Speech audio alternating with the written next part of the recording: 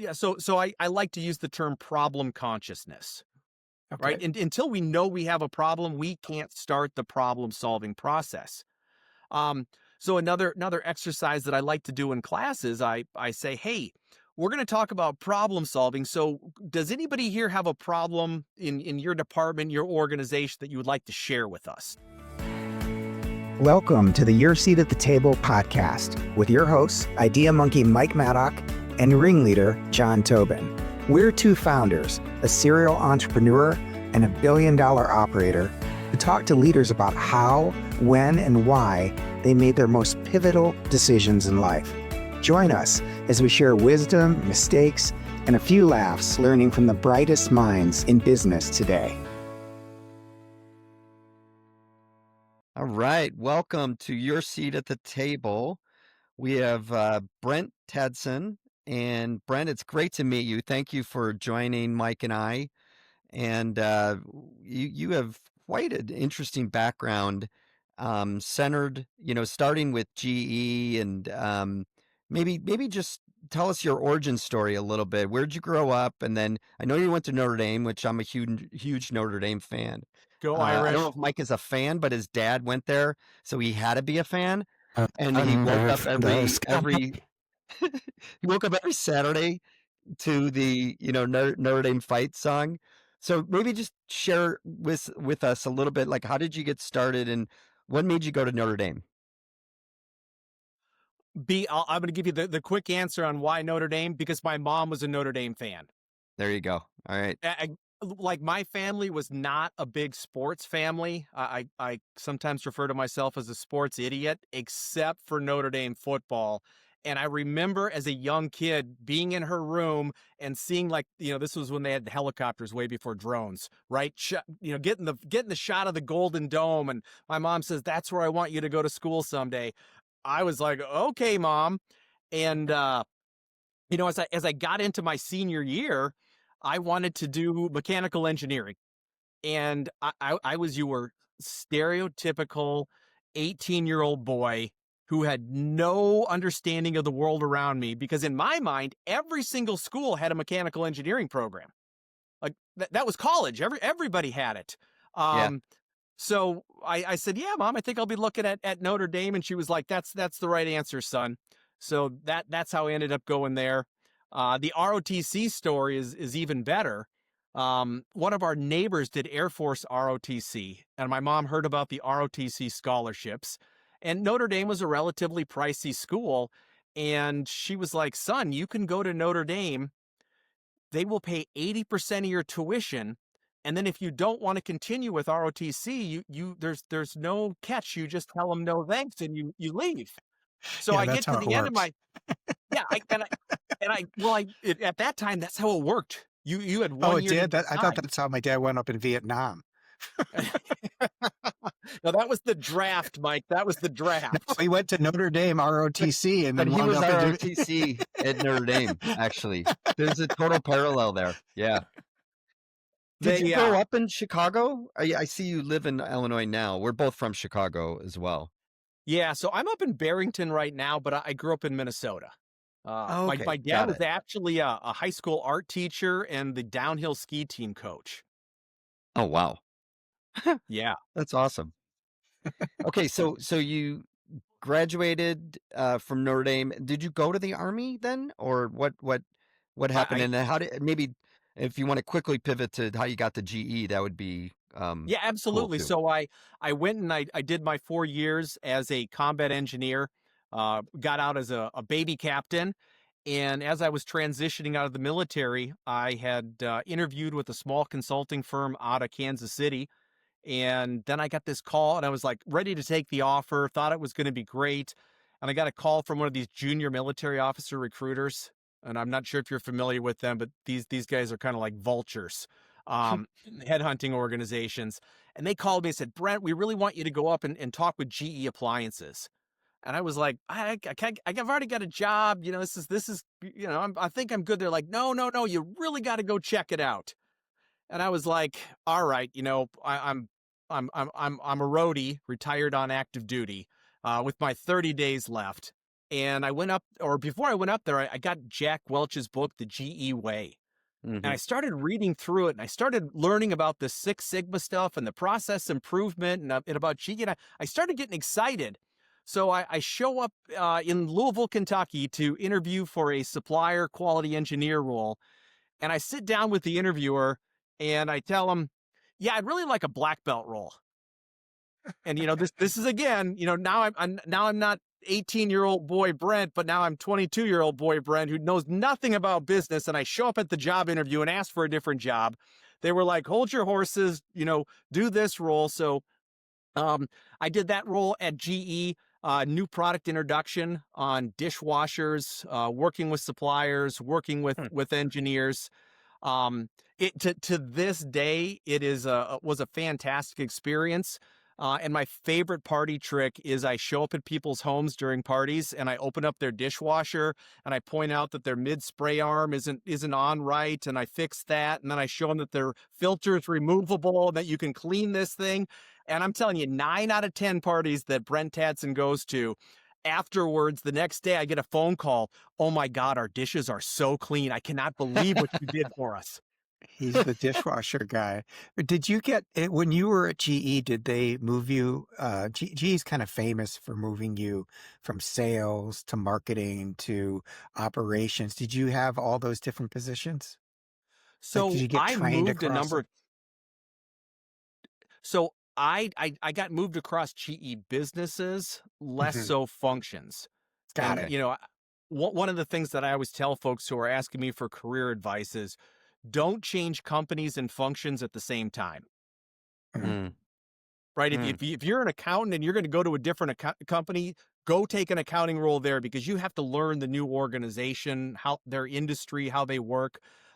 So I started at GE Appliances. I went to GE Medical Systems where I was a black belt. Then I went downtown Chicago to GE Railcar Services to be a master black belt. Then I went to GE Asset Intelligence, where I did some government and industry relations. And then I was talking with the CFO, and he was saying, "Oh, Brent, this isn't the real GE. This is just how we do it here." And I said, Mike, this is how we do it everywhere at GE." Who And is the sensei of all the black belts? That's what I want to know. If you go from like black belt to master black belt, is there one black belt that Or is there a everyone's like, body that yeah, is like an when you can walk organization across the that rice paper, then you can be do you have CEO. to What fight like happens? 6 people at once to get that master? It's like Yeah. Thunderdome black belt. What happens? only if you bring your nunchucks. All right. Um, So a lot of the GE businesses, so we had the green belts, which were people that were actually executing continuous improvement projects and doing a role. We had the black belts who were dedicated continuous improvement people who were put onto strategic projects, and then we had master black belts who were basically managing initiatives. Now, Mm. above the master black belts, some businesses had what we call the quality leader. But I do remember back in, I'm going to say it was 2006 when we were making the change from Six Sigma to Lean Six Sigma. And we went across the 13, I think there were 13 different GE businesses at that time. And we did this matrix of certification requirements and kind of all the structure. And there were 13 different companies. Like we did not have a Mm. standard across the GE businesses. Can I ask you a question that's going to horrify you? I this will You be can number horrify 4. me all day long, Mike. I'm not scared. Is Was there anybody who was just so clever that really wasn't a black belt but demanded to be called one, and the company just let him get away with it? Like, all right, Frank's, we can't tick off Frank. Call him black belt. No, no. To be a black belt, you actually had to be in the role for 18 months. All Okay. right, And then you had to you're meet the disappointed. requirements, and then you got certified. No, nobody There's snuck no under the radar on shortcuts, that one. Mike. All Quit right. slacking off, buddy. You gotta My, put in the yards, buddy. my mom also pointed at the TV and said, "That's where I want you to go to school," and I completely disappointed her. She went Brett, to St. Mary's, Brett. they probably actually loved your boldness in the interview about being a black belt right away. Honestly, that probably helped you at the end of the day. Yeah. You know what? It may have, but I'll say this. my boldness coming out of the military and transitioning to the civilian or corporate world was a tough transition for me. And Talk about that. Yeah. Say Yeah, more. yeah. so I'm gonna relate back to John when he was at EY and he got his five evaluations, and the cultural one he pulled a 1 out of 5 on. I was the guy that sat down in meetings and people would say things. I'd say, well, that's just the stupidest idea I've ever heard, and everybody would be like, what did this guy just say? Um, I was Yeah, I was not very savvy. I was somewhat bullheaded. You can ask my wife; she'll say I still am. Um, One of the things that I remember doing there was I went to a new manager development class, and we did one of those 360 evaluations where different people rate you on Yeah. different competencies. They've kind of fallen out of favor these days, but I think there's still a lot of value if you Mm, do them right, keep them anonymous, and don't show them to HR or somebody's boss. But I'm flipping through mine and I'm like, okay, this is good. This is good. And I get to this page and it's like flashing red. And the competency was listening. And my average score was 6 out of 10. And the comments were just nasty. Brent shows up to meetings and asks for people's opinions, but doesn't listen to them. Brent mm, often interrupts or cuts people off. Um, so the good news was I achieved what I like to call problem consciousness after reading that. Mhm. And the second half of that class, we went through a lot of listening skills training. So I know that I've gotten better, and at the same time, I still struggle with it if I'm not focused on it. How do you catch yourself, or do you catch yourself, or yeah, do you have a mechanism um, that wakes you up when you're not doing it, or you fall back into those bad habits? Maybe. Yeah, I think the biggest telltale thing is when I'm speaking and somebody else is speaking, and as soon as I realize that, the two words that Mm, I like to use are "go ahead" mm, and let them finish their thought. yeah, Yeah. got it. You said something, and I do want to test this a little bit. And Mike, I may hit you up on the way you see this from a Flourish Forum standpoint, but um, you said that 360s are a little bit out of favor right now. I didn't know that. I don't know if that I know that because we seem to be doing a lot of them actually internally, and I think they're. I still believe in them and getting the real feedback, and especially to your point, like on the written comments. I just did one the other day for one of my direct reports, and they didn't have a written format, and I don't know, I feel like he's not gonna get the real feedback. But I'm curious why you if you've heard that, like, as you're bumping into different companies. And then, Mike, how do you guys do your training as you prepare for your forum? So, Brent first, then Mike. Sure. So what I've heard with a number of different clients is, oh yeah, that 360 thing, everybody games it now. And Okay. Mike and Brent are both going to be competing for the same promotion. So Uh, Brent's going to say negative things about Mike so that he doesn't look okay. as good. So that's the gaming. And again, I really think that that happens when we don't use like a third party to actually conduct the 360, and we share somebody's 360 results with HR or their manager or somebody else. If Interesting. we keep it Okay. just showing it to that person, I think it's highly valuable. And if we've got the right culture where people feel like, hey, I can be open and honest about you, even though there's a little bit of anonymity behind the 360. I personally believe they're valuable. Mike, your I thoughts? How think you you hit guys it do it? though on the I think you hit it on the culture piece. I think you've got to have the right culture set up, that you expect feedback, you know how to give feedback, and you want feedback. And I think yeah, for us it's less about putting this person over this person. It's truly just about overall improvement from a leadership standpoint. But Mike, I want to digress and just ask you, how do you look at that kind of thing, and what tool do you use from that Well, standpoint? And so everyone in a Flourish is a P&L owner. So most of them are president or CEO. So the challenge is, um, even if they want feedback, people are afraid to give it to them. And so, Mm, but the real opportunity for CEOs, I think, is to make them very aware of how they see challenges and how that might blind them to not seeing things. It's the law of instrument. They're looking for a nail because they're a hammer. So what I like to do is point out before someone um, gets feedback from a bunch of different CEOs to notice the feedback they really like, oh my God, that's pretty good, and Mm, recognize that that's the way they see the problem.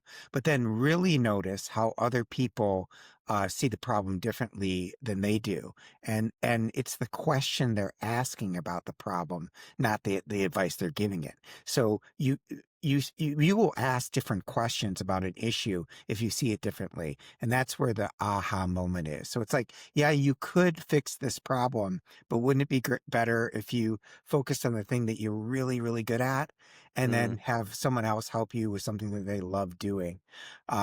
What about Brent, thanks for asking, John. I'm curious about, I want to hang with this for one moment. You said that out of the Army, you you were so I forget the word you used, but essentially you were aggressive to say how you felt. I know that the after action review is a Mm. process that is used in the military so that people are not afraid to give feedback. What was it about being in the military that had you being so bullish or aggressive with your feedback? So I think it was really just the bluntness. Yeah. Like, we've got a mission. We're going to go do it. You know what? Your feelings are nice, Mike, John, but at the end of the day, we got to get the mission done. So I don't have a whole lot of time for your feelings. We got to go. Mm. And that was basically, my mindset when I went to corporate America. Okay. So fast forward. Here we are in It's like a corporate America. style thing, Mike. It's like Yeah. that's what Yeah. it seems like, And style. I Yeah. think that I hear great things about military people because sometimes you just need to say, does anybody else see the elephant in the room? There's a freaking Mm. elephant in the room, Yeah. like, and people are afraid to say it. Um, so you have your own company now. Talk about that transition and what makes you so good at what you do, other than, you're obviously self-aware, you're humble, you've got a good sense of humor. Yeah, how Um, did yeah, adaptive start? yeah. So there were four of us master black belts at GE that, I mean, we really believed in what I'm going to call true lean thinking, where it's a system. It's the way we think, act, and behave. We're focused on maximizing customer value, not just using the tools like Kanban and Jidoka. And we thought like other organizations could benefit, and we wanted to go out and train them on how to do that. Mhm. Well, we had a lot of ideas.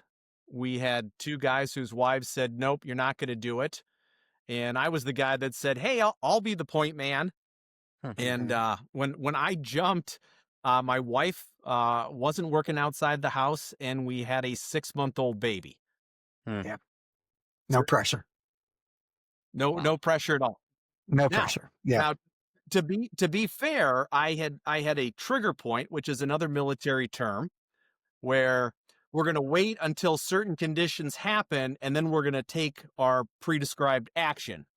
And my trigger point was I wanted to book 50% of my time for a year. And some folks that I had worked with in Italy who sell appliance components and manufacturing equipment in the US had been calling me since I left GE Appliances 6 years prior to this. Hey Brent, would you open up a US office? Would you open up a US office? And I'm like, no, no, no, no, thank you. And I think he had like the reoccurring invite in his Outlook calendar, like every November 2nd, call Brent. Yeah. And then one November 2nd, I get the phone call and he's like, how you doing? What are you doing? I said, well, I'm working with these guys and we're trying to start a consulting company. And he says, well, why haven't you started it? And I said, well, I need to book half my time for a year. And he goes, oh, well, that's simple. I'll take half your time for a year. That's So awesome. that was kind of the initial launch to get us going. Are That's you still awesome. in touch with that guardian angel? Hmm. Is that person still in Uh, your I am still running his U.S. organization for him. We are Wow. congratulations? we are That's still a good friends. Yeah, Giovanni's his name. He's awesome. Giovanni. What a great testimony that you're still with him. How long has it been? ish. 18 years. Good. Yeah. Congratulations. Well done. That's amazing. So, are there things like you've been doing it for 18 years? Any truth bombs you'd like to share? Things that people get right or wrong in leadership? Yeah. So I get the opportunity to work with a lot of different companies. I work with a lot of C-suite level folks. I work with shop floor folks, and I work with everybody in between.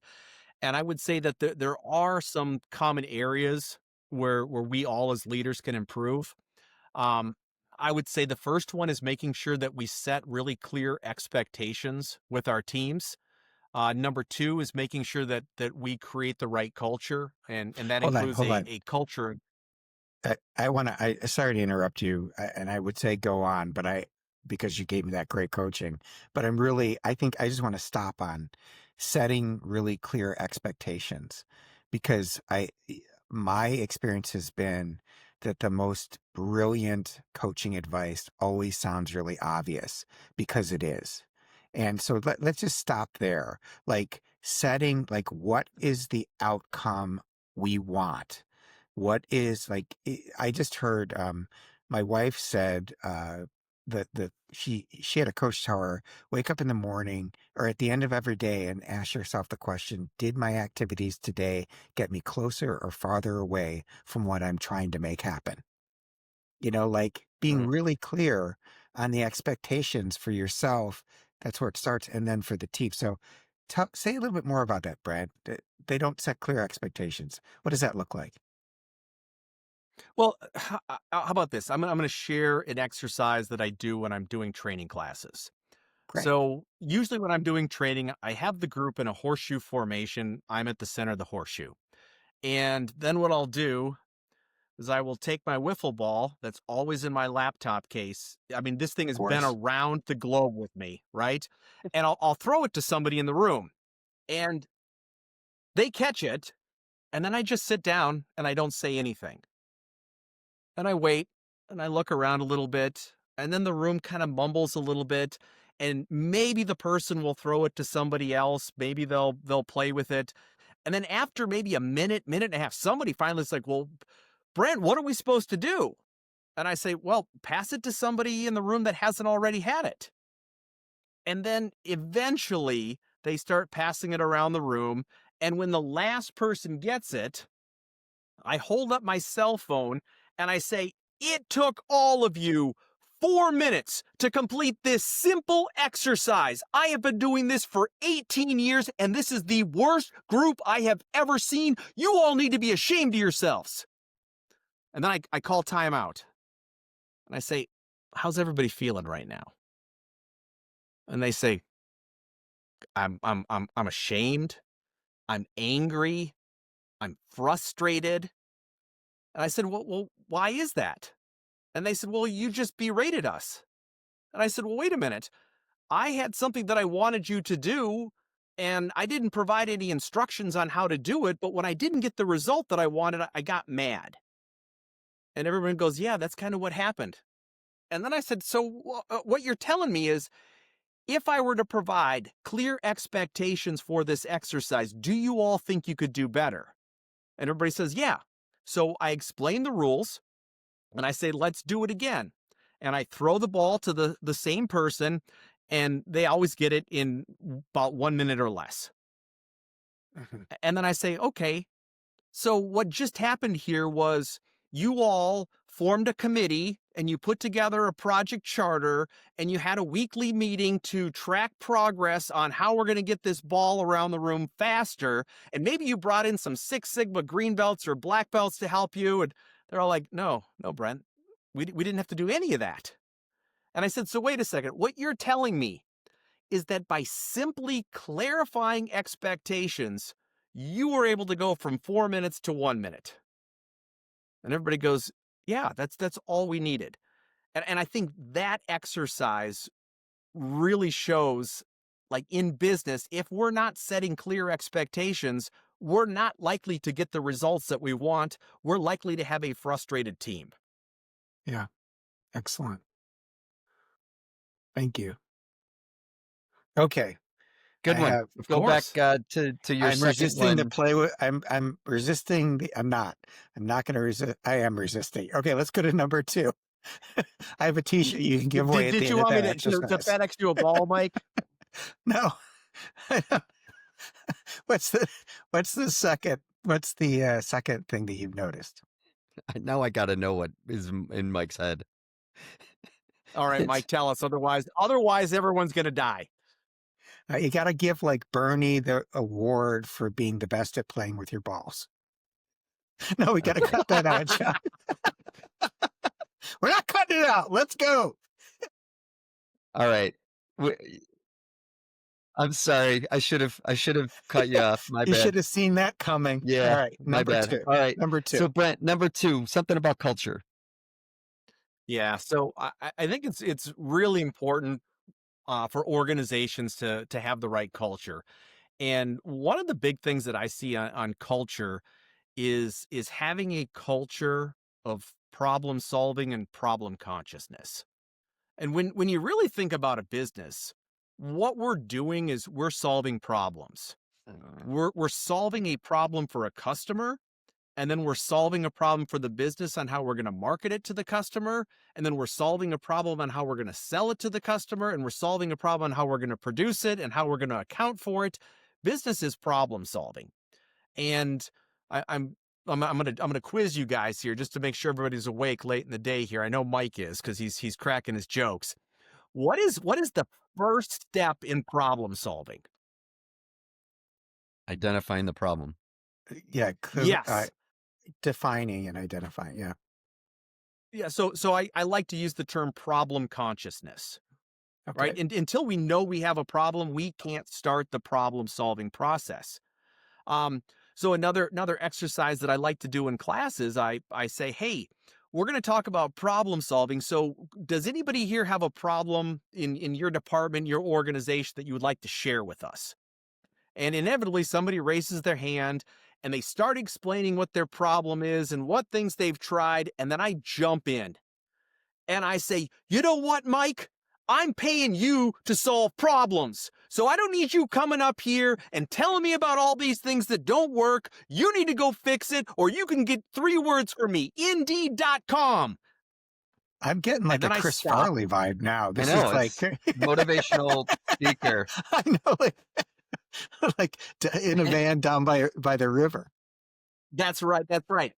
And then what I do is I look around the room and I say, hey, does anybody else have a problem you'd like to bring up?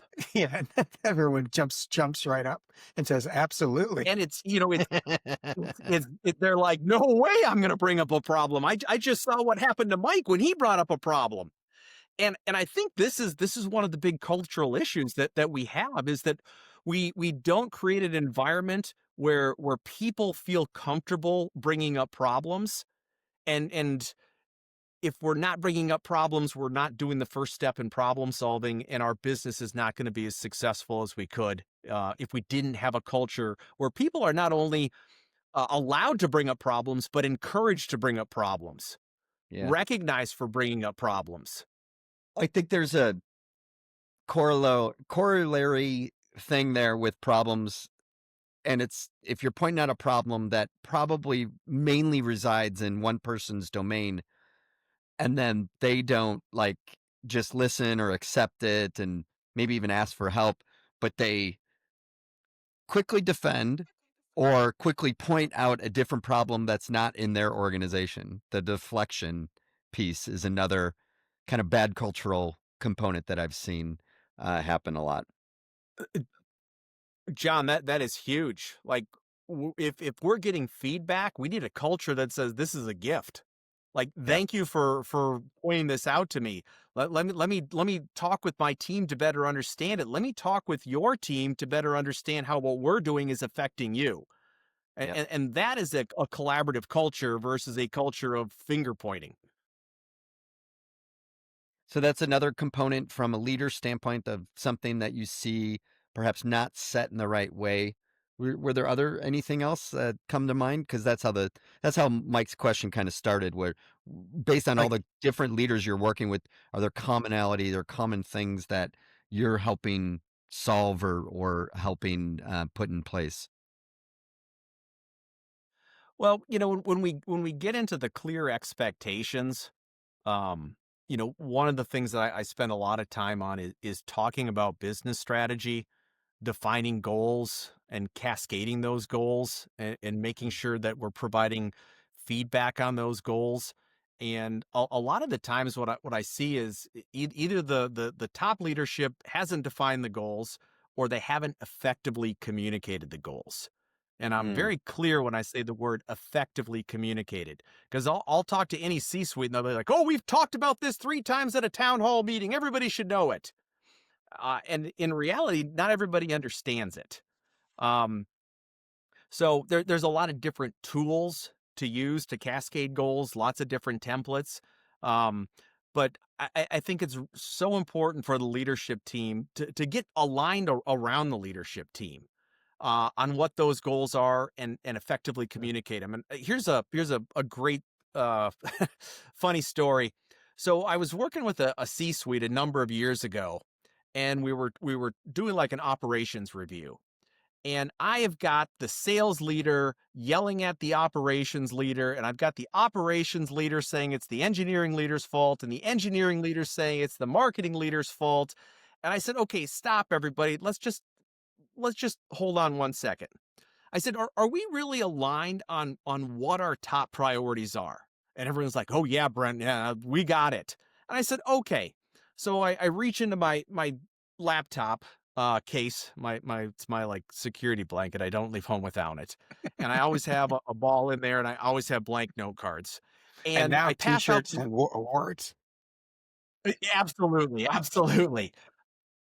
Um, and I asked the leadership team, I say, "Write on this note card the top 3 things that this organization needs to do in the next 12 months.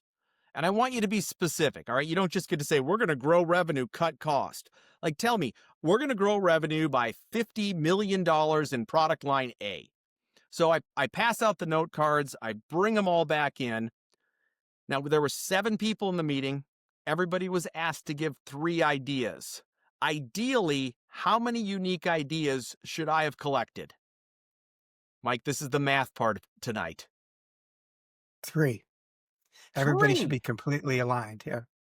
Absolutely. And the actual number of unique answers we got from 7 people writing down the top 3 things was 22, because one guy couldn't decide on 3 and 4, so he put them both down. Wait, that math doesn't work. Yeah. Till right at the end there. that's Do funny. you I'm curious about this question, just in case you want to know how my crazy mind works, was you had the engineer yelling at the foreman and the foreman yelling, and I'm imagining that room. I'm wondering how being a black belt in Six Sigma has made your life better or worse personally. Like Hmm. how does being an expert at that kind of system or process engineering serve you or not serve you in your personal life?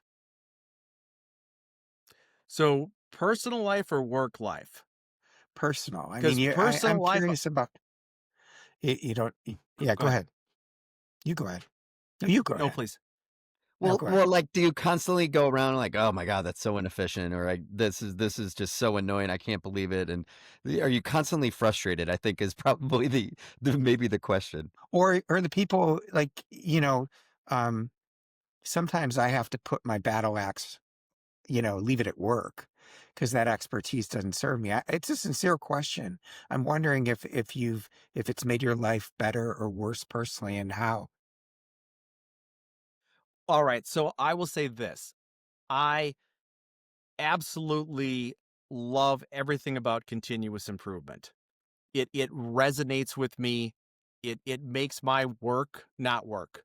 Like, I go to work every day and I'm like, this is awesome. Like, I love it. I Yeah. love helping people solve problems. Now, when I go home, I got advice from a guy at GE who was basically one of our lean leaders. And he said, "Brent, you never use any of this stuff at home." And Uh, I've followed that rule. And I'm able to disconnect. Wow, that sounds like good advice. I don't. Um, what about so you just leave it at work? I do not walk around the house saying, "Hey, when we're loading the dishwasher, I'm going to recommend that we load the plates like this." I just go in and like shuffle them up myself after the kids put stuff away. That's all right. I'll live with it. It We in the all do that, grand scheme Brent. of things, it's minor. Well, Mike, Like, you who remember stacks at a bowl on Stegan? top of a bowl? It's not going to get Yeah, clean. I've been there. It's painful. Go ahead, So John. Brent, What's Mike and I both attended this same leadership training, and it's called Stegan. And there's a guy Rand Stegan that we both know, and there's this concept around mindset and understanding your mindset and being trapped in what's called the drama triangle. I don't know if you ever heard of that, but um, one of the things as you learn about the drama triangle and how to get out of it and get to an empowered state, um, one of the things they say very similarly is like, look, you're learning all this stuff and you're experiencing it, and it's okay to share it like with your teams, but be careful what you do with it, like outside of it, and like calling your wife, quit being the victim, or stop stop persecuting me, and like, which is the part of the drama triangle. But like I I don't know about you, Mike, but I couldn't help myself, and it got to the how'd that point. go for you? How'd it go for you, John? Well, it got to the point where anytime any of this like language would come up,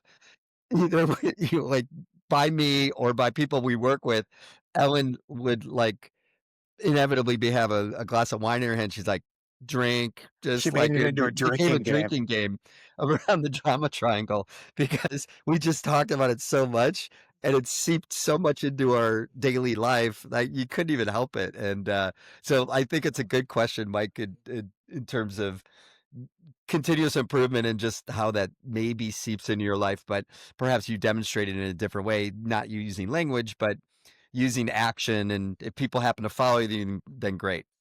Yeah, I think sometimes the thing that makes us um, really capable at work doesn't serve us at home. And I Sure. was interested in it. So I have some rapid fire questions for you, Brent, if you'd like.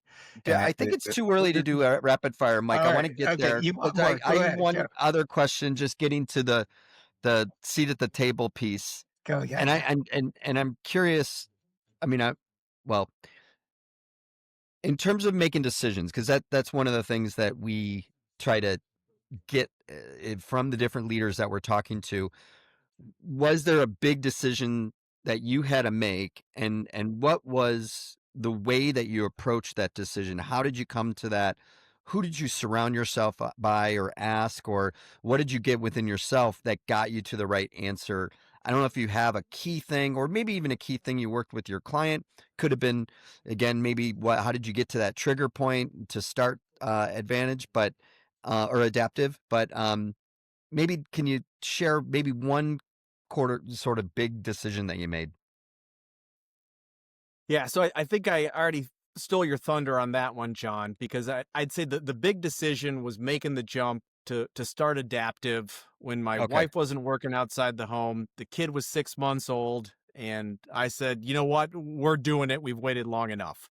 Um, but I'll say this: I I'm a pretty careful decision maker. And the funny thing is, I had written the business plan for Adaptive 10 years earlier when I was in the Mm, military, and I there was always a reason not to start.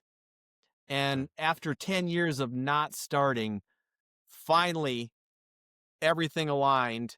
And I look back and I think if I was young Brent and I had jumped earlier, I'm pretty sure I would have failed.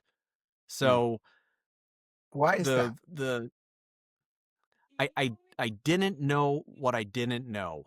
And the additional business experience, working with people, seeing different industries, doing additional projects, doing my MBA. Like if I had tried to do this shortly after the military, I just didn't have the skill set. So Yeah, it ended up working out, but I do remember being frustrated, like, gosh, when am I going to make this happen? When am I going to make this happen? And now I look back, I'm like, yeah. geez, I'm really glad I didn't make it happen sooner. And the if relationships. I mean, what makes a company go is sales. mm, You can solve a lot of problems if you have sales. And so having someone that trusted you and said, "Well, I'll just buy that time from you." I mean, imagine if you didn't. Imagine if you were like, "I can't make the mortgage payment. I don't know how I'm going to put." It just creates so much stress. So I think having not only the wisdom but the social capital in your pocket that you could mm, spend after you started your company. So it's interesting that you bring that up, Mike, because I work with some younger folks, some MBA students, and provide advice. And one of the pieces of advice that I always give is no matter what job you're in, do the absolutely best work that you can. And there's a lot of folks, especially the newer folks entering the workforce. Well, this isn't my dream job. This isn't exactly what I want to do. I'm like, stop. Do your best Yeah. because your reputation will follow you. And here's the interesting fact, Mike.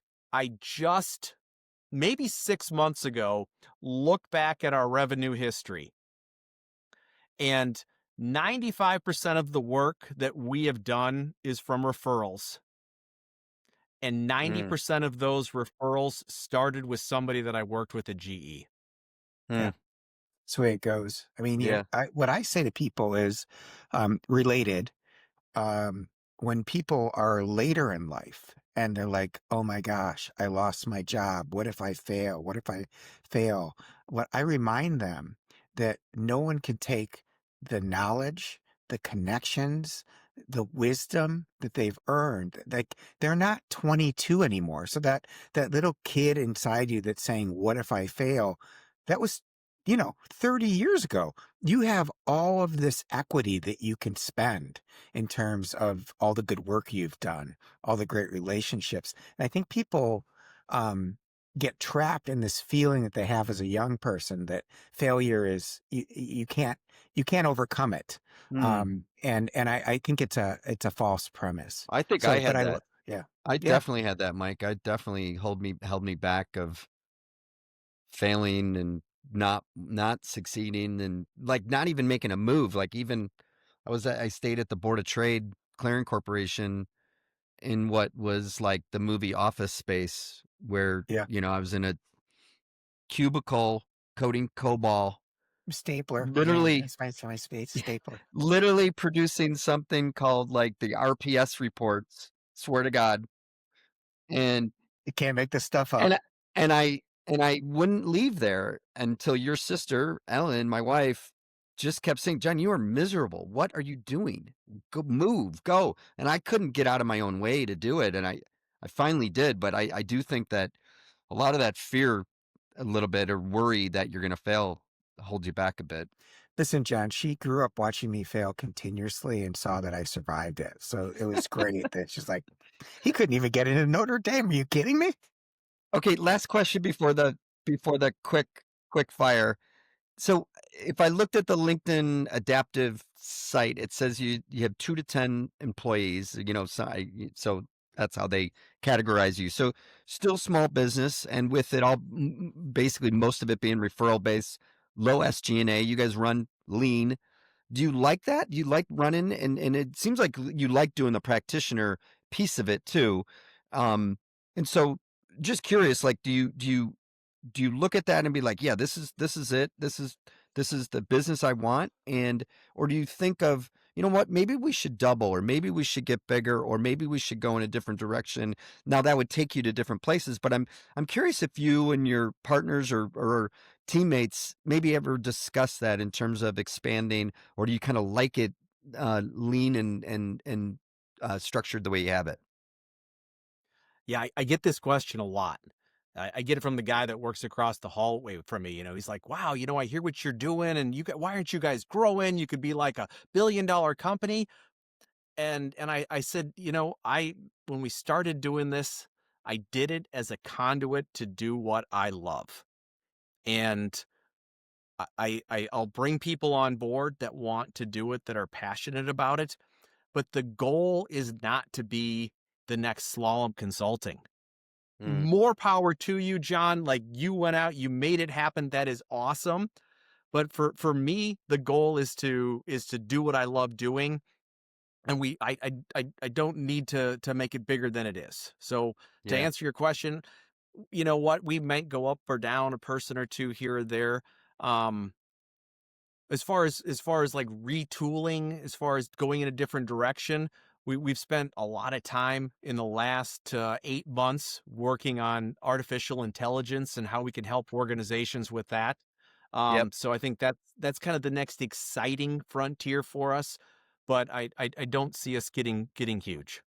Yeah, no, it makes sense, and I think having that conviction and purpose that I'm going to do what I love to do is really huge, and more power to you that you're riding that conviction. I think it's awesome, and I will just say there's a boatload of opportunity within the continuous improvement space with AI. How people are thinking about AI, leveraging AI.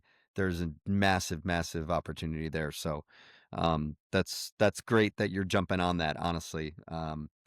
So Mike, I'll hand it back to you to do your rapid fire magic. Okay, Brent, a couple rapid fire questions for you. Don't think too hard. Bring Um, it. it's all right. I'm gonna. Here it comes. Um, Morning routine, structured or chaos? Depends on if the kids are at the house. If they're not, it's structured.